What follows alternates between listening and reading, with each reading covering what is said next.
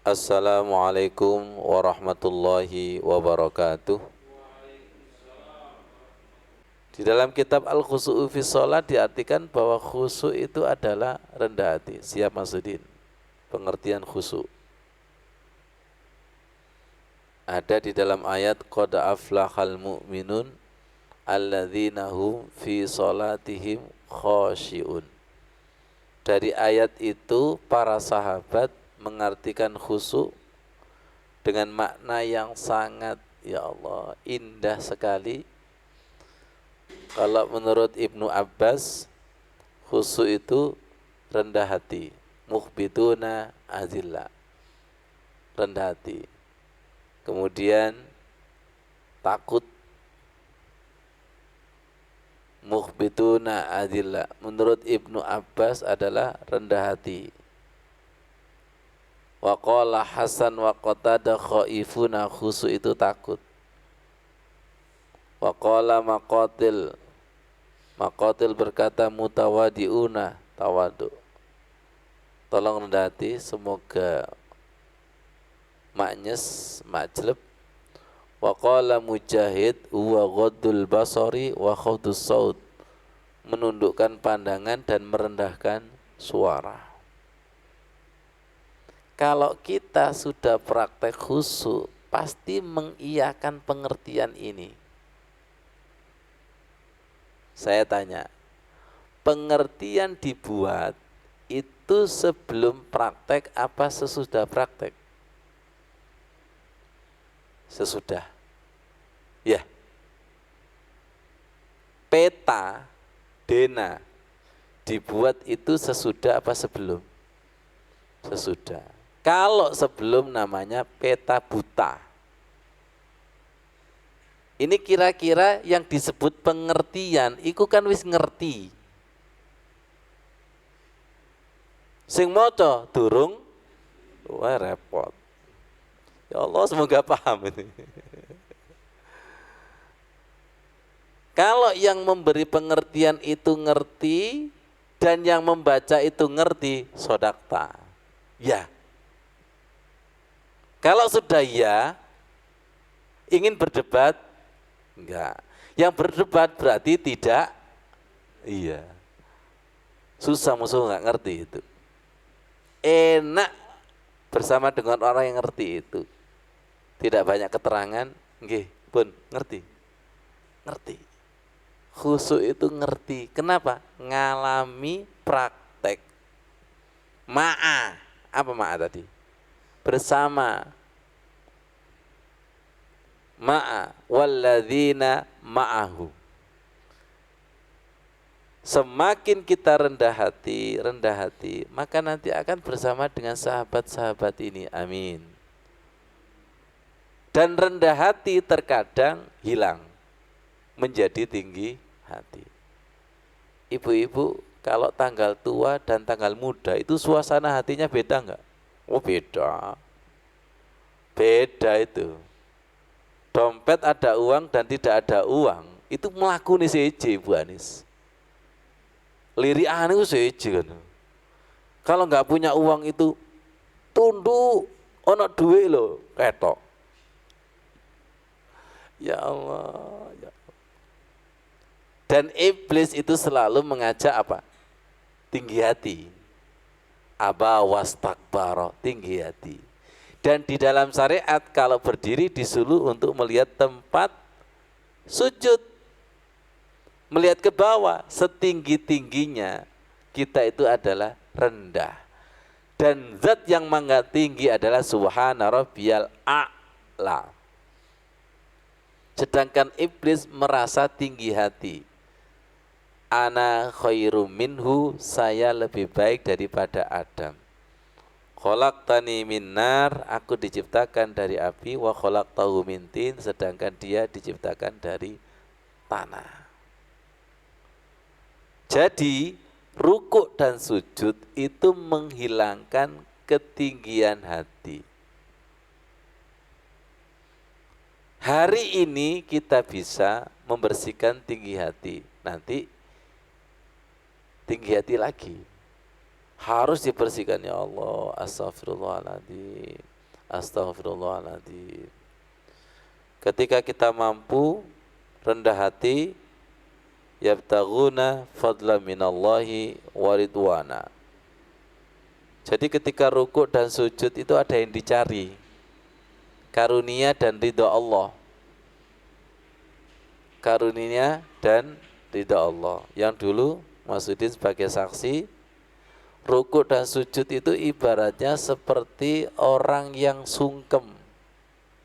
Sungkem di hadapan orang tua ketika Idul Fitri. Jenengan tahu Pak Karno? Cari Mas Udin. Panjenengan tahu Pak SBY? Pak Habibie? Nah, beliau ini presiden. Derajatnya paling tinggi se-Indonesia, senegara. Tapi tidak ada artinya di hadapan. Coba misalnya dia bawa pangkat di hadapan ini, termasuk anak yang sombong. Paham? Pangkatnya setinggi apapun kalau di hadapan orang tua. Hamba pangkatnya setinggi apapun kalau di hadapan Sang Pencipta, nggak ada apa-apanya. Semoga paham. Ruku, sujud. Ini sungkem, minta ridho nggak? Minta ridho? Masuk kepada hadis ridallah fi ridal walidain. Ini bukan hadis sembarangan itu. Wasuhtullah fi suhtil walidain. Allah marah ketika orang tua marah. Allah ridho ketika orang tua ridho.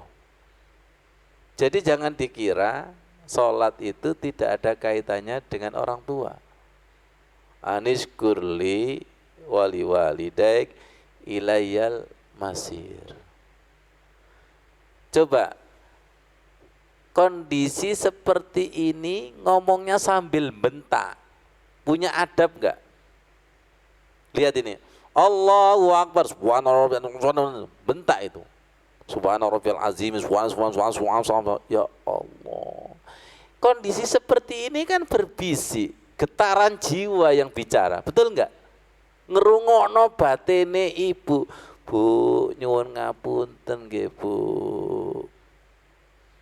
DP ngemis, delosor, iya. Awas, terkadang ibu itu hanya basa-basi, mungkin sininya masih ganjel. Itu yang kita minta, masih ada yang ganjel. Kira-kira ketika orang tua masih ada yang ganjel, kita sebagai anak terasa enggak? Terasa. Sebentar. Saya sering bertanya, jane Gusti Allah kita di dalam sholat itu jane urip apa enggak sih? Jane urip enggak ya? Kita ini kan menghadap kepada Allahu la ilaha illahuwal hayyul. Menghadap kepada urip. Kalau begini ini wong tua kita urip enggak? Ngomong. Hidup enggak ini? Hidup. Punya perasaan? Ada marahnya? Ya, ada sayangnya? Jadi Gusti Allah itu ono sayangi enggak? Ar-Rahmanir Rahim. Ada marahnya enggak? Maghdubi. Banyak orang sholat yang tidak takut dimarahi. Maaf. Banyak orang sholat Allah itu gak rupa patung. Andai kata Allahnya itu hidup, enggak akan tega deh. Rukuk yang terlalu cepat, sujud yang terlalu cepat, gerakan terlalu cepat, kemudian bacaannya itu terlalu cepat. Wong ini aja ketika ngomong penuh perasaan enggak ini? Penuh hati-hati, adabnya diatur. Iya itu. Jadi banyak orang sholat itu tidak punya adab. Dan jangan menyalahkan siapa-siapa. Itu aku. Aku kepada Allah itu masih seperti itu. Hafal ayat kursi, hafal, tapi melanggar. Apa isinya ayat kursi? Allah itu hidup. Kalau Allah hidup itu perlakukan Allah itu hidup. Coba keadaan seperti ini orang tua kita mendengar, orang tua kita melihat, apalagi Allah. Alladzi yaraka hina taqum wa taqallubaka fis sajidin. Jadi Allah kita itu masih mati, hatinya masih mati, akhirnya Allahnya itu masih berupa patung. Jadi belum ada yang disembah. Gek nyembah patung, hakikatnya itu gek nyembah patung. Jadi Allah itu diperlakukan sumum bukmun, Allah itu tuli. Jadi dikira Allah itu tidak mendengar dan tidak menilai bacaan doa atau bacaan Al-Quran kita. Berarti Allahnya masih tuli, Allahnya tuh masih tuli. Ya Allah, Allahnya masih tuli, Allahnya itu masih buta, Allahnya itu masih punya perasaan. Ya Allah, tolong dilihat, ternyata orang hati keras itu seperti ini. Pak Fauzi, dia nggak ngerti, disuruh ngerukuk itu ngapain, nggak ngerti dia itu. Dia nggak ngerti disuruh sujud itu ngapain.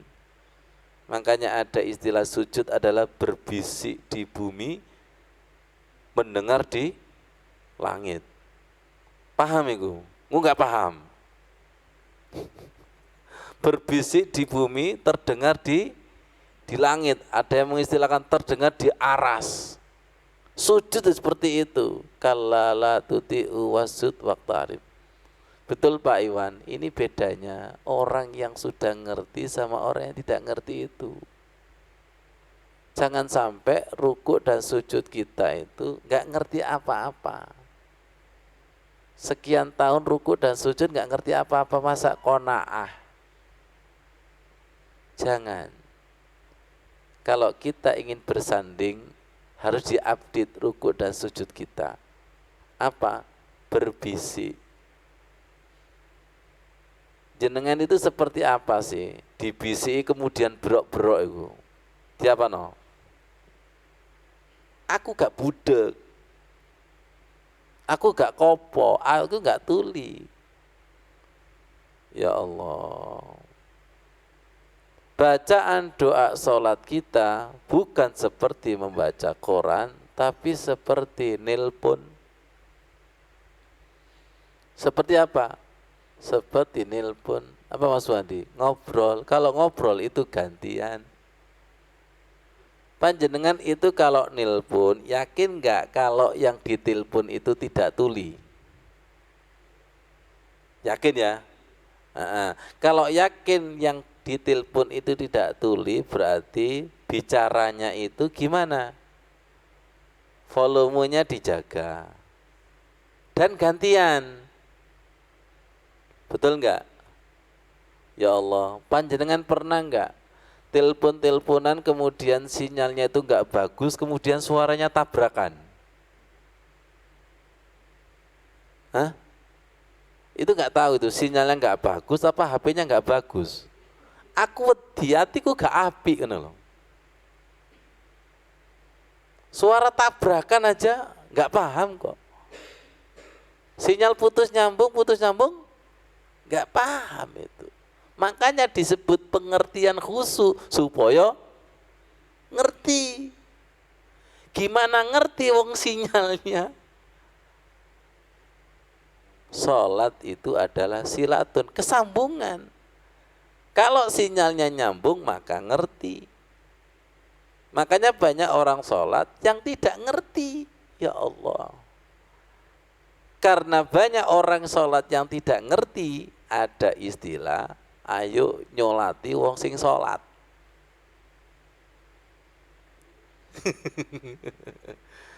Mari kita mensyahadatkan orang yang syahadat. Syahadat tapi nggak ngerti syahadat. Sholat tapi tidak ngerti. Sholat itu intinya kan harus ngerti yang disolati. Rukuk sujud ikunang sopo. Bacaan doa, bacaan Al-Quran itu ngobrol kepada siapa? Itu ngerti namanya itu. Enak. Mungkin Allah itu bahagia Bu Tuti, Bu Edi. Bahagia kepada hamba yang sholatnya kemudian ngerti. Ustadz aja kadang kesel kok ngajarin ini gak ngerti itu.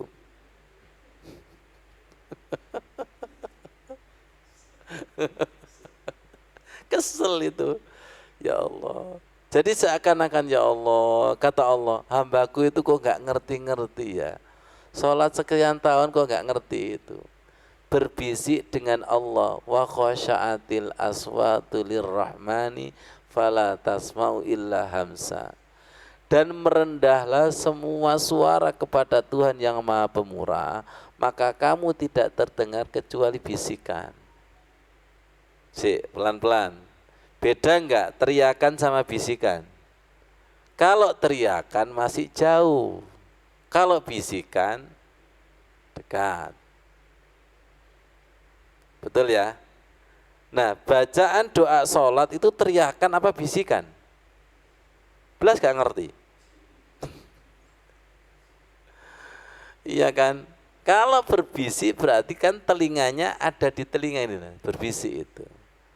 Kepada Allah itu harus berbisik. Dan berbisik itu ada di sini. Dan orang berbisik itu penuh perasaan. Dan kekasih dengan kekasih itu cenderung perkataannya itu berbisik. Kecuali kamu orang muring loh ya. Betul enggak itu? Dan getarannya ada enggak di balik kata demi kata itu? Ada enggak kira-kira itu? Kita minta kepada Allah. Kita minta kepada Allah bahwa bacaan doa kita, bacaan Al-Quran kita itu naik derajatnya itu berbisik. Tandanya Allahnya mulai dekat. Kalau tambah dekat, tambah dekat, tambah dekat, itu sudah tidak ada suara tapi rrrr. Betul enggak? Awalnya kan ya Allah. Nanti kalau tambah dekat, ya Allah, tambah dekat, tambah dekat. Pernah ya maksudnya didekati, mendekati dan didekati. Mendekati dan didekati. Taqarrub itu artinya apa sih? Mendekati. Kita berusaha mendekati Allah dan semoga Allah itu mau mendekati. Fazkuruni adkurkum, mendekati dan didekati. Mencintai dan dicintai. Gak enak loh cinta bertepuk sebelah tangan itu. Capek memanggil tidak ada jawaban itu. Uda'uni astajib lakum. Ya Allah, kita baru takbir itu Allahu Akbar. Mulai membaca doa iftitah, berbisik, membaca, memaknai sambil merasakan respon Allah. Ini Pak Iwan, loh dia sudah dapat 2 rakaat salam. Cepet banget. Ya Allah. Artinya apa Pak Ghafur? Oh iya ya, sama bacaan Mas Wandi, tapi beda muatan. Semoga paham. Serupa tapi tidak sama. Lihat ini. La ilaha illallah, la ilaha illallah. Sekarang la ilaha illallah, la ilaha illallah. Sama bacaannya, tapi beda muatan. Yang dilihat Allah itu muatannya itu loh. Muatan itu. Jenengan tahu emas enggak? Emas itu kan ringan dan kecil. Batu koral itu adalah berat. Apa yang dilihat itu? Muatan. Jadi jangan terjebak dengan banyak. Banyak tapi pasir. Panjenengan itu kalau beli pasir ukurannya apa? Truk. Kalau beli emas ukurannya gram. Silakan jenengan ke toko emas. Mau beli apa Pak? Emas. Berapa? 1 truk. Akhirnya yang jaga toko kok gak potongan. Ya Allah, liyabluwakum ayyukum ahsanu amala. Semoga surat Al-Fatih ayat 1 sampai 5, kemudian ayat 29 dan ayat-ayat yang kita tampilkan ini sebagai peta rohani kita untuk berjumpa dengan Rasulullah, kekasih-kekasih Allah, para wali, dan semoga hati kita selalu dijaga. Shadaqallahul adzim. Wassalamualaikum warahmatullahi wabarakatuh.